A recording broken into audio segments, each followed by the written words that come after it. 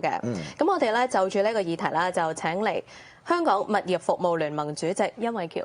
早晨，早晨，早晨。咁另外咧亦都請嚟荃灣區同埋油尖旺區嘅區議員，分別係伍俊瑜同埋李思敏嘅。早晨，早晨。好啦，咁首先咧就問下甄生先啦。咁其實聯廈聯管呢一樣嘢咧，對於你哋業界嚟講都唔係一啲新嘢嚟噶咯，之前都做過下咯。可唔可以同我哋講下你哋嘅經驗？哦，好啊。其實咧係好早之前其實都有呢個諗法概念啦。咁就算早咗2-3年前咧，其實政府都有啲 scheme 早出嚟嘅，咁其實都喺唔同嘅地區都試行緊啦。譬如好似深水埗啊、荃灣我知道好似有其中一個嘅，咁九龍城亦都有啊，東區咁都有咁樣，咁亦都係用 NGO 去做一個即係地區嘅聯繫啊、即係協作啊咁樣。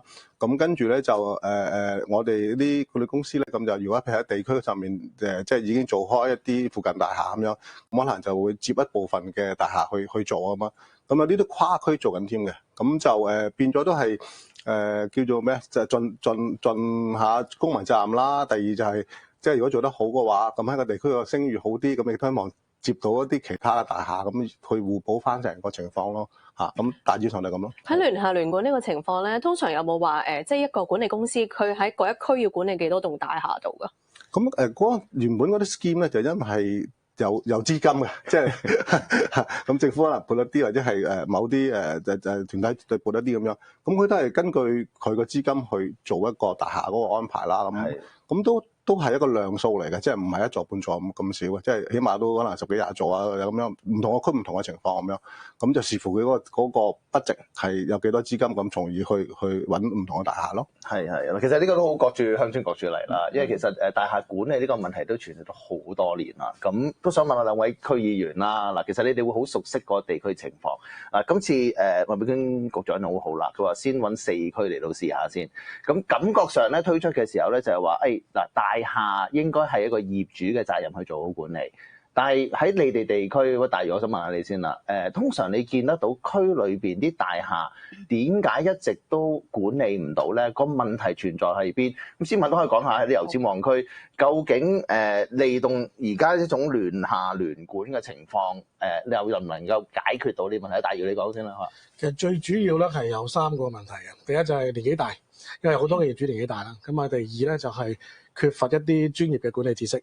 第三咧就係佢哋對於大廈管理嘅意識啊係相對比較低嘅。年紀大大家知啦，好多嘅舊區，譬如荃灣60幾年啦，咁好多係一手嘅業主到而家噶啦，都70幾80歲。咁你要佢去做大廈管理咩？佢有熱誠，但係佢未必有咁嘅體力先。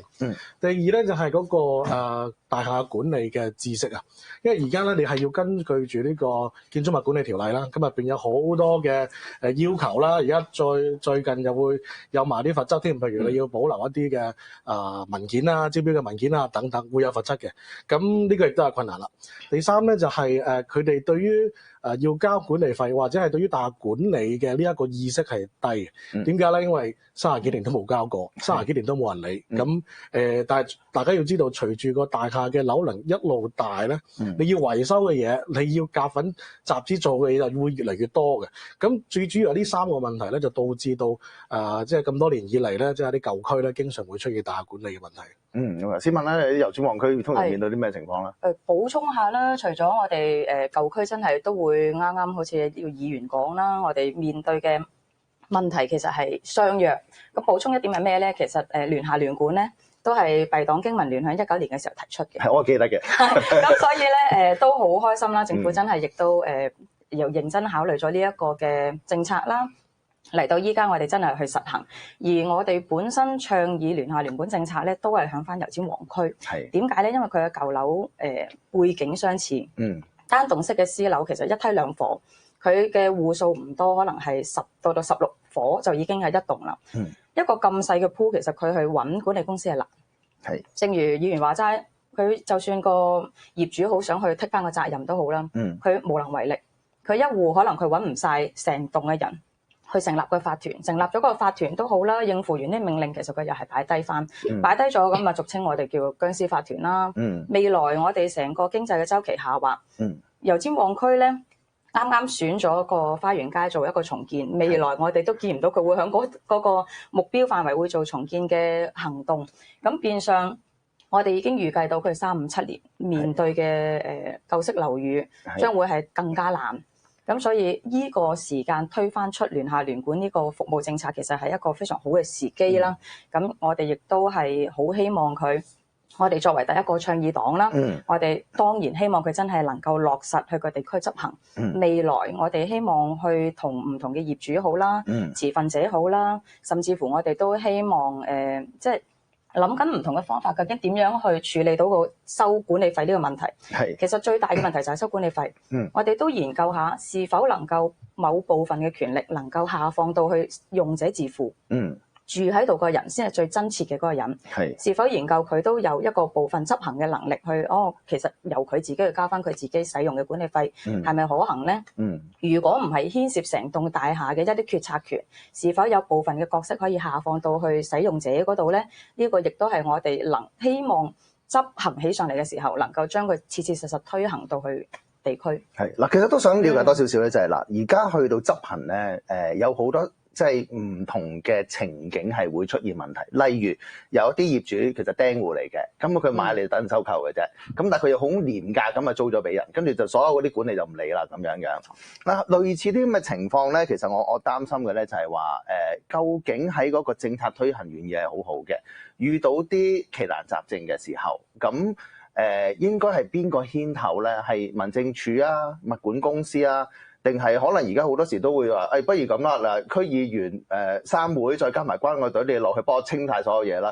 其實頭先所講咁多個馬車，其實邊個負責牽頭嘅咧？大如你點睇咧？而家針對頭先你講嗰幾個問題，我簡單解答一下先。我會分做係法律嘅問題，以及係幫手嘅問題，協助啫。頭先講嘅追管理費又好，追垃圾費都好啦，係法律嘅問題。因為不論係管理公司又好，或者區議員又好，關我哋都好啦，佢係冇呢一個咁樣嘅角色或者呢個權力去追嗰個人嘅管理費㗎嘛。但係法團就有啦。咁所以所有嘢開展嘅第一步一定要成立法團，咁你先可以追到嗰啲管理費㗎嘛。你有一個咁樣嘅法定嘅角色去追㗎嘛。咁至於話追唔追到，其實有好多方法㗎，可以揾律師又好，我哋自己再協助幫佢貼張通告喺度又好，呢個都可以追到嘅。咁最終我哋試過一個 case 就係冇交垃圾費5年，咁最後佢要賣個單位，咁佢打嚟我哋區議員就好，或者去大廈嘅業主委員會都好啦。喂，佢爭5年喎，咁如果唔係我哋跟佢計，咁佢交收嘅時候就一次過清晒5年嘅垃圾費。咁至於幫手嘅仲有啲咩咧？譬如我哋關愛隊都有寫話會幫啲大廈、三無大廈或者係即係我哋叫休眠大廈啦，幫佢清潔呢個梯間。咁本身寫咗 budget 喺度，咁呢啲幫手冇問題，但係呢啲唔牽涉法律嘅角色問題啊嘛。咁呢啲咪去做咯。咁將來如果聯廈聯管咧，頭先議員都提到就係話，越多嘅大廈參與咧，個管理費應該會越嚟越低嘅，因為你呢個係個 fixed cost 嚟噶嘛。反而你話清潔費用，你要清一棟就一棟嘅價咯，清2棟2棟嘅價咯，唔會話你清多咗平咗咁。咁呢個就 unit price 啦。咁當聯廈聯管真係做到嘅時候咧，我相信喺管理費方面咧，如果越嚟越多大廈參與，就會越嚟越低。但係清潔費呢啲唔可以減嘅。係一定，即係你啲成棟咁去做噶嘛，係咪？咁所以開頭係難嘅。以往有一啲嘅計劃咧，亦都係淨係管理公司幫手去成立法團又好，或者管理都好啦。開頭係難嘅，後尾發現有 NGO 幫手喎，咁成件事就會容易啲。到往後今次呢個聯廈聯管，若果都有 NGO 開手去幫手做，揾齊咁多個業主啦，然後再將呢啲資料咧，交俾嚟緊嘅將會成為佢哋嘅管理公司嘅公司去做咧，咁其實你唔使下下拍門，喂，交管理費啦，你有個 WhatsApp group 噶嘛，或者你有個通訊嘅方法就搞掂㗎啦。我哋繼續咧係講下聯廈聯管一啲執行嘅細節㗎。咁先問下殷生先啦。咁今次聯廈聯管啦，呢個成個計劃啦，咁局方咧就話啦，會係揾 NGO 非政府組織去幫手。去搞個法團先，咁然之後咧，再有其他唔同嘅持份者咧參與。你覺得其實咁樣會唔會係好咗咧？定係其實你哋過往唔使 NGO 都搞得掂咧？呢個係難嘅，因為就算包括依家唔同嘅屋苑大廈要搞一個法團咧，都係一段醞釀時間嘅。咁一定要業主好主動咁樣去能夠去參與先得啦。咁現時喺地區上面嗰個三無大廈咧，其實最難嘅就係成立法團。咁有地區團體去協助咧，咁去做個聯繫啊，同埋相關嘅打通關係啊，或者個脈絡咧，咁佢哋會幫到手嘅。咁管理公司只可以去協助佢哋去做相應嘅安排啦咁樣。咁就所以變咗我諗首要就係搞掂咗呢個成立法團啦。如果唔成立法團，佢都唔參與得到整個計劃，應該照正常就咁咯。咁成個計劃應該係由邊個牽頭可以話？如果正式嚟講嘅權責上面或者統籌上面咧，我覺得應該係由政府去做一個統籌先啦。咁佢即係喺相關嘅法區上面啊，或者係嚟緊，如果能夠得嘅話，即係譬如即係頭先我哋喺度傾嘅時候，喂爭管理費或者爭清潔費咁點啊？咁係咪真係可以釘佢契啊？如果佢冇法團嘅話，如果佢有法團就可以真係可以釘佢契啦咁樣。咁呢啲係咪可以喺法例上面做翻一個少少措施，或者將個權力再去擴大啲咧？咁令到整個執行嘅時候咧，能夠全面啲，去能夠真係貫徹得到咧咁樣。咁呢個就係嚟緊，我諗即係政府要諗一諗咯嚇。係都幾複雜，可能到時唔俾錢嗰個就嗰個門口啲垃圾唔執啊，玩凳啊唔換啊咁，但係都影響成個居住環境啦。我覺得市民都想了解下啦。我記得當年咧經民聯提呢一個建議嘅時候咧，大家都其實睇得到就係整個香港物業管理其實有啲死症嘅，係即係可以成立法團，其實都已經成立咗啦。咁喺一個其實第一步要成立法團。當然政府嘅口徑咧都係話物業管理唔一定要成立法團嘅，係因為佢都有啲其他例子嘅。咁但係撇除呢個背景嘅底下，喺呢個推動聯廈聯管嗰個嘅挑戰係乜？你哋嗰陣時諗嘅政策原意係乜？嚟緊係咪能夠解決晒呢啲死症咧？當初我哋去提出聯廈聯管呢個倡議嘅時候，其實就係針對緊一啲三無大廈啦，或者係一啲已經唔運作嘅大廈，佢哋其實再冇人去處理佢咧，佢永遠都係一個老大難嘅問題。咁所以咧，成個團隊針對住成個油尖旺區嘅一啲舊樓啦，我哋提出咗聯廈聯管呢4個字嘅倡議。其實佢嘅目的最終都係希望能夠教導翻業主體會到有物管嘅好處之後，未來都係佢哋自己做翻話事人嘅。咁所以咧，我哋一路希望提出一個倡議，就係由政府做一個主導角色。因為始終聯條街道上面嚟講咧，你冇一個人能夠走出嚟有一個權威性話事性咧，佢哋好難去組織到所有散修嘅大廈或者係業主有個信心去參與呢個計劃。咁所以在於我哋本身嘅原意嚟講，就係希望民政處做主導啦。然之後我哋有多方嘅參與協調，一個新嘅政策落地咧，你需要第一真係要有宣傳理解，要令到業主真係好足夠去知道，甚至乎佢哋都要認識翻，其實你業主真係有責任去照顧翻你嗰棟大廈。其實大家都知道上工治未病呢個道理，成棟樓宇嘅健康同人體嘅健康係一樣。並唔係話佢殺到埋身啦，你真係爆計冧檔啦，你先至可以處理嘅。你去處理嘅話，其實so far我哋覺得佢係真係得不償失，或者你追悔莫及。呢個係我哋作為一個議員啊，或者係我哋見到未來將會發生嘅問題，我哋係唔想佢發生。咁所以咧，呢個時間我哋去推出聯廈聯管呢個服務，亦都真係好希望能夠去喚醒翻我哋長眠咗嘅大廈啦，或者係我哋不論佢係住客又好啦，住客其實你都真係能夠聯絡到你嘅業主，或者你係透過地產，你都係聯繫到業主嘅。咁所以在於我哋最大嘅難題係，究竟我哋點樣可以好好地包裝好我哋成個嘅聯廈聯管呢個服務，能夠說服到業主去願意處理。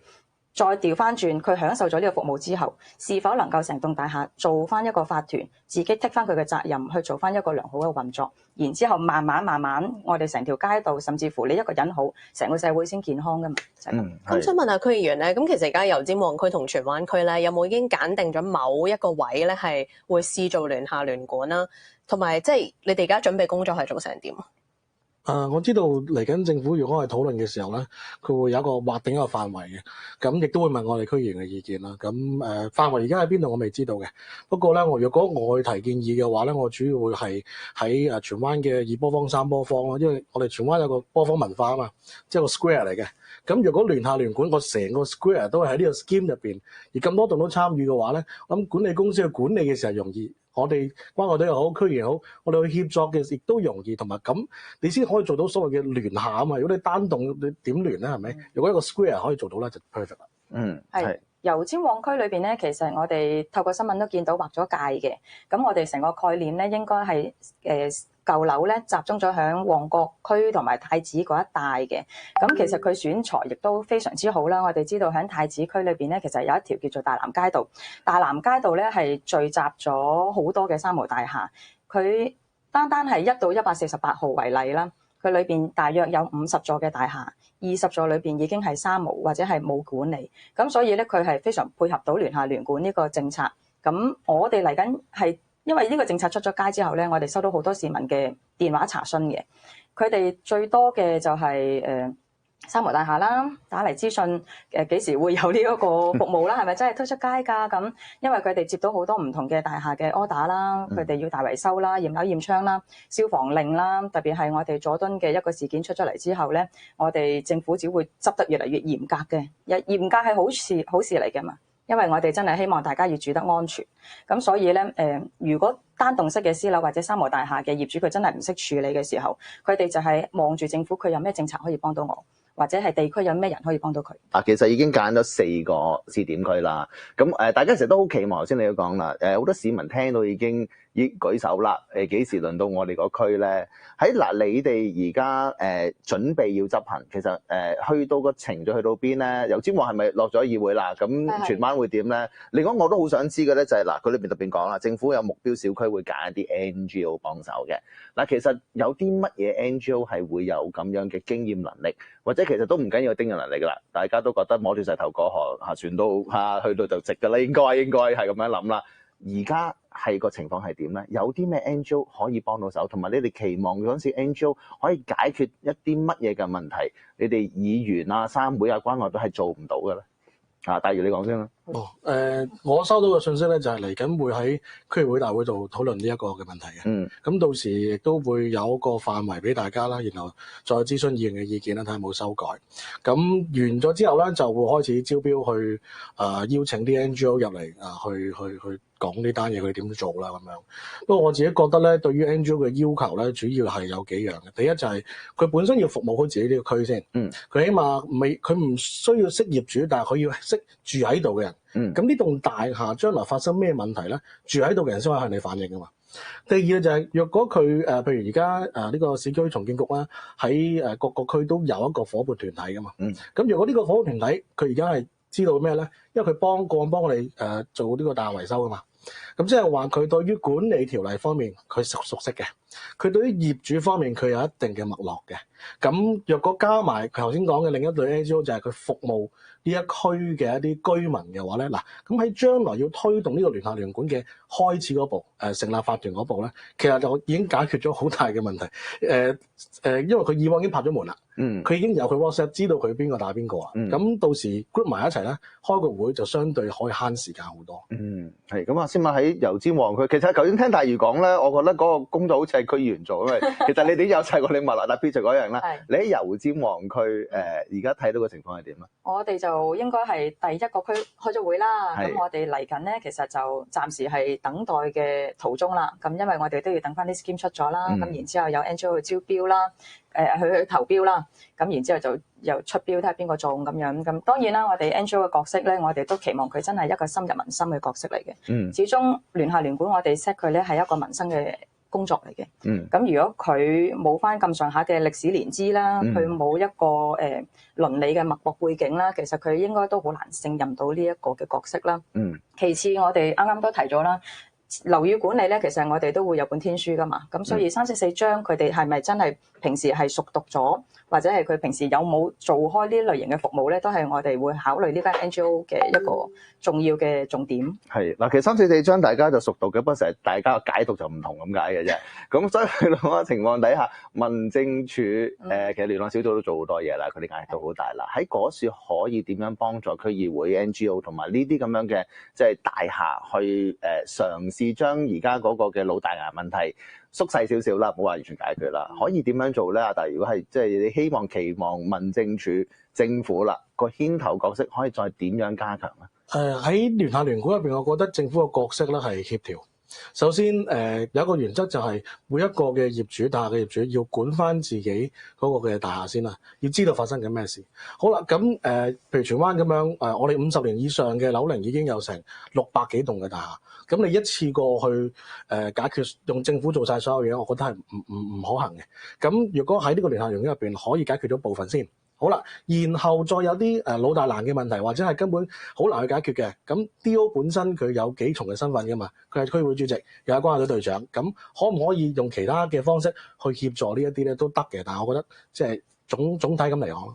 嗱，咁除咗統籌啦，要有唔同嘅持份者啦，咁而落到實處咧，其實都要有管理公司啊、物管公司。咁其實你哋喺聯廈聯管過去嘅唔同計劃入邊咧，你哋係會提供啲咩服務，或者會準備啲咩嘅？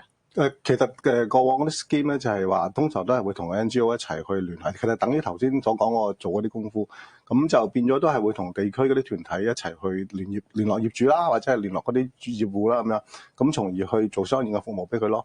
咁我哋就最簡單啦，因為我哋就做翻最正常嘅管理工作啦，或者係清潔工作啦，咁咪維修啊咁樣，咁就所以變咗如果佢一個片區去做嘅話，咁都係根據呢個情況去做啦。咁依家就好啲嘅，因為依家可以利用科技啦。譬如裝呢啲 CCTV 啊，或者再高少少嘅可能有 AI 啊咁樣，咁變咗整個配套上面咧就唔使話用咁多人手，呢個係絕對係可以令到嗰個成本有個控制嘅。咁就所以變咗響我哋嚟講最難就係真係可能就係收費嘅問題。如果有一個費用能夠俾到我哋啲同行嘅話，咁我相信業界咧係願意去一齊去將呢啲現時地區上面嘅問題咧一齊去解決佢嘅嚇。咁所以變咗我哋都係覺得係好嘅方向嚟嘅，咁亦都會全力去配合啦。係阿 Micky 都想問下嗱，其實以往如果單棟大廈佢哋開會或者要解決問題都困難啦。如果你要去到係幾棟大廈，我都想即係同個物管嘅角度啦，就係去到一啲已經幾棟大廈有得傾唔掂數嘅時候，你期望日將來大家諗都有共識㗎啦，政府要牽頭㗎啦。冇錯冇錯。佢呢個牽頭角色點樣去避免你哋管理公司夾咗喺中間咧？其實你都係打工嘅啫，你收緊錢我幫佢做嘢啦咁樣。我諗希望嚟緊有個方式啦，即係因為始終第一就係話會唔會即係雖然可能就一棟棟係一個基礎嘅法團啦，咁如果係聯管嘅時候，究竟係咪可以就將個持份去定一定咧？冇人計戶數啊，又或者係計嗰個份額啊，因為究竟係點樣？可能有個方式令到大家有個共識先。第二就係如果政府嗰邊能夠再有啲力度。